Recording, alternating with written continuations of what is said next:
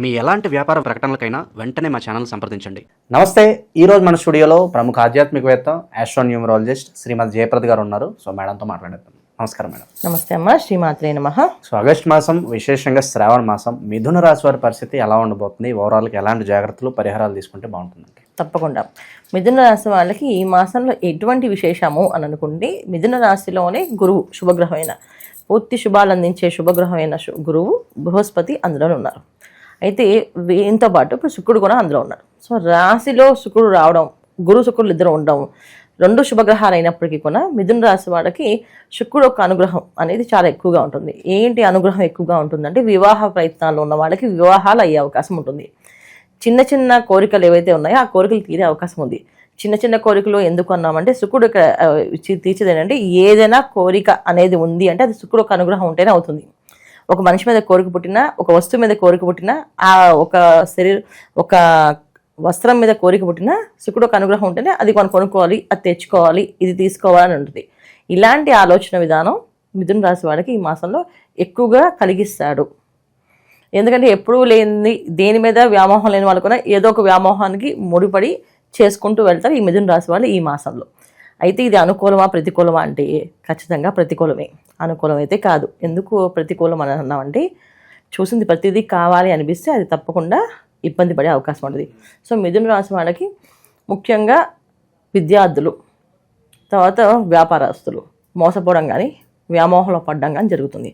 So విద్యార్థులు వ్యామోహంలో పడ్డం అంటే ఎవరైనా ప్రేమించడమో, ఇష్టపడ్డమో, వాళ్ళతో కలిసి నడుద్దామనో, వాళ్ళతో పాటు ట్రావెల్ చేద్దామో, ఏదో ఒక వ్యామోహంలో పడి ఇబ్బంది పడే అవకాశం ఎక్కువగా ఉంది. అలాగే వ్యాపారస్తులు, వీళ్ళతో కలిస్తే వ్యాపారం బాగా అభివృద్ధి వస్తుంది, మాకు అన్ని రంగాల్లో అనుకూలంగా ఉంటుంది, ఖచ్చితంగా చేయొచ్చు అని చెప్పి వ్యామోహంలో పడవచ్చు. ఎందుకు ఇలాగే చెప్తున్నాము అంటే, వీళ్ళకి చతుర్థ స్థానంలో కుజుడు, అందువల్ల ఏంటంటే ప్రతి విషయంలోని ప్రతికూలం కనిపిస్తుంది.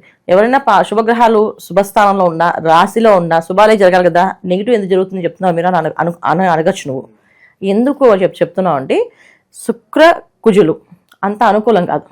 ఖచ్చితంగా వ్యామోహాన్ని తీస్తే ఆయన ఖచ్చితంగా దాన్ని అగ్రెసివ్గా చేసేసేయి, అయిపోయి దూకుతా అంటే దూకే, అర్జెంట్గా దూకి, ఇప్పుడు దూకే అని చెప్తాడు. అలా పరిస్థితి వచ్చినప్పుడు మోసపోతున్నాం అని చెప్పి ఎవరన్నా చెప్పినా సరే అది చెవులకి వినిపించదు, మైండ్లోకి ఎక్కించుకోరు, కళ్ళకి అసలు కనిపించదు, ఆ పని చేసేస్తారు వాళ్ళు. అంటే పక్కన మనం ఆపేమనుకోండి, గట్టిగా పట్టుకున్నాం, మనం పట్టుకున్న సంగతి అనుకోరు, వాళ్ళు దూకేది అనుకుంటే దూకేస్తారు. ఇది జరుగుతుంది. సో అందుకని వీళ్ళకి కొంచెం వ్యతిరేకమైన ఫలితాలే మిథున రాశి వాళ్ళకి శుక్రుడు ఉండడం వల్ల. ఇక రవి బుద్ధులు ఉండడం వల్ల ఏంటి అంటే, బుద్ధిని కొంచెం తక్కువే వాడతారు, ఎక్కువ వాడలేరు. ఎందుకంటే ద్వితీయ స్థానంలో అంత అనుకూలమైన కాదు. ఖచ్చితంగా వీళ్ళకి ఆ బుద్ధి మందగించడమో, ఆ సమయానికి వాళ్ళకి గుర్తు రాకపోవడమో, ఆ సమయానికి ఆ విషయం ఎందుకు నేను ఆలోచించలేకపోయాను అనుకోవడం. జనరల్గా మిథున రాశి వాళ్ళు ఎలా ఉంటారు అంటే, చాలా తెలివైన వాళ్ళు. ఏ పనైనా అసలు ఎలా చేస్తున్నావు అనేది పక్క వాళ్ళకు తెలియకుండా చేసేస్తారు, అంత తెలివే చేయగలుగుతారు.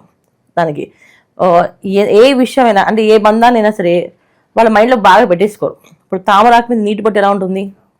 తామరాకు ఉంటుంది, నీటి బొట్టు రౌండ్గా బిందువులా ఉంటుంది. సో వీళ్ళు ఏ రిలేషన్స్లో ఉన్నా వీళ్ళు అనుకునే గోల్స్లో, వీళ్ళు అనుకునే ప్లాన్స్లో ఉంటుంది తప్ప దాంట్లో మొత్తం నిగుడు అయిపోరు. అంటే లోపలికి వెళ్ళిపోయి వాళ్ళు లేకపోతే బతకలేము అని అనుకోరు. అలాంటి తత్వాన్ని వీళ్ళు మార్చేస్తారు. అంటే వాళ్ళు లేకపోతే బతకలేమేమో, వాళ్ళ కోసం చేసేయాలేమో అనే తత్వాన్ని తీసుకొస్తారు. ఈ శుక్రుడు కలయిక, శుక్రుడు అండ్ కుజుడు, ఈ రెండు కూడా అంత మంచి ఫలితాలు కాదు. అందుకే మిథున రాశి వాళ్ళు ఎవరెవరు జాగ్రత్తగా ఉన్నారంటే, వ్యాపారస్తులు, విద్యార్థులు, మిగతా అందరికీ మిశ్రమ ఫలితాలే. పెద్ద ఇబ్బంది ఏం లేదు, అంత పెద్ద కష్టాలు ఏం లేవు. వివాహ ప్రయత్నాల్లో వివాహాలు అయ్యే అవకాశం ఉంది, వివాహ ప్రయత్నం ఫలించే అవకాశం ఉంది. అలాగే సంతాన భాగ్యం కోసం ఎదురు చూసేవాళ్ళు సంతాన భాగ్యం కలిగే అవకాశం ఉంది. ఒక్క జాగ్రత్త ఉండవలసిన వీళ్ళు మాత్రమే. ఇంకా రాజకీయ నాయకులు, మీడియా రంగంలో ఉన్న వాళ్ళు కూడా జాగ్రత్తగా ఉండాలి. ఎందుకంటే ఏ విషయంలో వీళ్ళు ఎక్సైట్మెంట్ అయిపోయి దాన్ని రివీల్ చేస్తారో దానివల్ల అది ఇబ్బంది రావచ్చు, లేకపోతే మంచి ఫలితము రావచ్చు. ఇది రెండు ఎందుకు చెప్తున్నాం అంటే, వాళ్ళ జాతకంలో నిజంగా బ్రహ్మాండంగా యోగమైన జాతకం ఉన్నా, ఫలితాలు బాగున్నా ఇవి మంచి ఫలితాలే. వాళ్ళ జాతకంలో ఫలితాలు బాధైపోతే ఇవి వ్యతిరేకమైన ఫలితాలే వస్తాయి. ఇంకా ఏమైనా చూసుకోవాలంటే, దశమస్థానంలో శనేశ్వరుడు వక్రించి ఉన్నాడు. దీనివల్ల ఏంటంటే కాస్తంత వీళ్ళకి వక్రించడం వల్ల కాస్త ఉపశమనం చెప్పచ్చు. ఏంటంటే కష్టం తగ్గుతుంది, పని ఒత్తిడి తగ్గుతుంది, ఏ పనైనా చేయాలంటే ఒక క్లారిటీగా చేసుకుంటూ వెళ్తారు. సొంత ఆలోచన చేస్తే మాత్రం పనిచేయదు. ఎందుకంటే బుధుడు ఇక్కడ ద్వితీయ స్థానంలో రవితో కలిసి యోగించట్లేదు.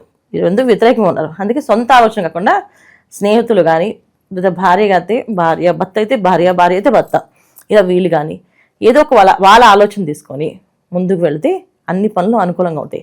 వీళ్ళ సొంత ఆలోచనలు చెడిపోయే అవకాశం ఎక్కువగా ఉంది. ఇది మిథున రాశి వాళ్ళు తీసుకోవాల్సిన జాగ్రత్తలు. అంటే గోచార పరంగా ఇప్పుడు ఫలితాలు ఏమన్నా బాగుందంటే బాగుందని చెప్తారు, కానీ కామెంట్స్లో కొంతమంది మేడం మీరు బాగుంది అంటున్నారు, మా జీవితం ఎలాగే ఉంది మేడం, ఎక్కడ తీసింది అక్కడే ఉంది అని అనుకుంటూ ఉంటారు. ఎందుకు ఇలా జరుగుతుంది అంటారు? ఇది జాతకాన్ని ఖచ్చితంగా పరిశీలించగలమా. ఎందుకంటే మన జాతకం అనేది పురుషార్థాలు అంటారు, అంటే ధర్మార్థ కామ మోక్షములు. ధర్మం, అర్థం, కామం, మోక్షం. ఈ ధర్మార్థ కామ మోక్షాల స్థానాల్లో ఏది పడిందో, ఒకవేళ రాశి పడిన ధర్మంలో పడితే వాళ్ళ జీవితం ఒక విధంగా ఉంటుంది, అది కామంలో పడితే అది ఒక రకంగా ఉంటుంది, అర్థంలో పడితే ఒక రకంగా ఉంటుంది, మోక్షంలో పడితే ఒక రకంగా ఉంటుంది. సో వీళ్ళు రాశి ఎక్కడ పడింది, తర్వాత రాశి అంటే చంద్రుడు ఉన్న రాశి, అంటే వీళ్ళు పుట్టినప్పుడు చంద్రుడు ఎక్కడున్నాడో దాన్ని రాశి కింద లెక్కేస్తాం. వీళ్ళు పుట్టిన టైం ఉంటుంది, ఆ టైంని లగ్నం కింద లెక్కేస్తాం. సో లగ్నం ఏమైంది, ఈ లగ్నం ఎక్కడ పడింది, ఈ ధర్మార్థ కామ మోక్షాల్లో పడిందా చూసుకోవాలి. అలాగే కారకత్వాలు చూసుకోవాలి, దశ అంతర్దశలు చూసుకోవాలి. పుట్టినప్పుడు నక్షత్రం వంశోదయ దశ అని ఉంటుంది. పుట్టగానే తల్లిదండ్రులకు బాగా యోగం ఉంటుంది. కొంతమంది పిల్లలకి వాళ్ళ యోగం అనుభవించాల్సింది తల్లిదండ్రులకు వస్తుంది. ఎందుకంటే మరి వాళ్ళు అనుభవించారు కదా, వాళ్ళు కార్లో తిరగాలి, తల్లిదండ్రులకి కారు లేదు, వాడు పుట్టగానే కారు కొనిస్తాడు. ఎందుకంటే వాడు కార్లో తిరగాలి యోగం ఉంది అబ్బాయికి, అందుకే కారు కొంటారు. అదే అబ్బాయి మంచి కంఫర్టబుల్గా ఇంట్లో ఉండాలనుకున్నాడు, అలాగే సొంత ఇల్లు ఉంటుంది. ఇలాంటి విషయాలన్నీ కూడా పర్సనల్ జాతకంలోనే వస్తాయి. మా జీవితం ఇలాగే ఎందుకుంది అంటే మీరు పర్సనల్గా జాతకం చూపించుకోవాల్సింది.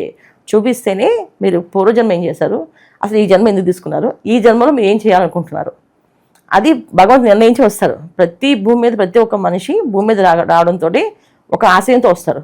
ఆ ఆశయం అనేది ఏంటి అనేది తెలుసుకోవాలి. అలా తెలుసుకోవాలంటే మన జాతకం చూసుకోవాల్సింది. అంతేగాని మన గోచార ఫలితాలు మన పర్సనల్ జాతకానికి ఎప్పుడు కూడా అంటే పర్ఫెక్ట్గా మ్యాచ్ అవుతాయని కాదు. ఒక్కొక్కసారి ఏంటంటే ప్రకృతి మనకి సహకరిస్తుంది. గోచార ఫలితాల్లో అనుకూలంగా ఉంటే మన జాతకంలో ప్రతికూలంగా ఉన్నప్పటికీ కూడా ప్రకృతి మనకు సహకరిస్తుంది. ఇప్పుడు నాకు తినే యోగం లేదనుకోండి, సరే పక్క వాళ్ళు తినే యోగం పెట్టే నేను అవకాశం ఉంటుందా, నేను అన్నం పెట్టగలుగుతాను. చాలామంది డైటింగ్ అని చెప్పి తినడం మానేస్తున్నారు పాపం, ఓన్లీ మన జ్యూసులు ఫ్రూట్స్ తాగుతున్నారు. వాళ్ళు తినే యోగం ఉంది కదా, వాళ్ళకి శుభ్రంగా తెలుసుకునే వాళ్ళు ఆయన ఎందుకు డైటింగ్ చేస్తారు, అది వాళ్ళ జాతకంలో ఉండే అర్థం అన్నమాట. అంటే వాళ్ళ జాతకంలో కర్మ అనుభవించాలి. ఇన్ని రోజులే బియ్యం గింజలు తినాలని రాస్తుంది, అన్ని రోజులు బియ్యం తినేస్తే ఆపేస్తారు, మిగతా ఆహారాలు తింటుంటారు. ఇలా ప్రతిదీ కూడా మన జీవితాన్ని జాతకాన్ని ముడివేసుకుని చూసుకుంటూ ఉంటే రైట్ అండ్ రాంగ్ తెలుస్తుంటుంది ఎప్పుడు కూడా. ఇక ఎలాంటి పరిహారాలు తీసుకుంటే బాగుంటుంది అంటారు?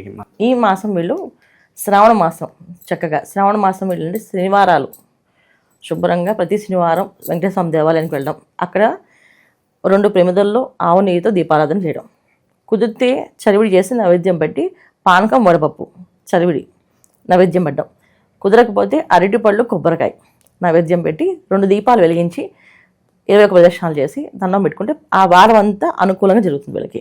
అలా ఎన్ని శనివారాలు వస్తే అన్ని శనివారాలు చక్కగా శ్రావణ మాసం అంతా ఈ మిథున రాశి వాళ్ళు చేసుకుంటే మంచి ఫలితాలు. ఓం నమో నారాయణ, ఓం నమో నారాయణ అని మంత్రాన్ని ఎక్కువగా జపం చేసుకుంటూ మనసులో ఎప్పుడు కుదిరితే అప్పుడు మనసులో అనుకుంటూ ఆలాపనగా చేసుకుంటూ వెళ్తే బుద్ధి సక్రమంగా పనిచేస్తుంది.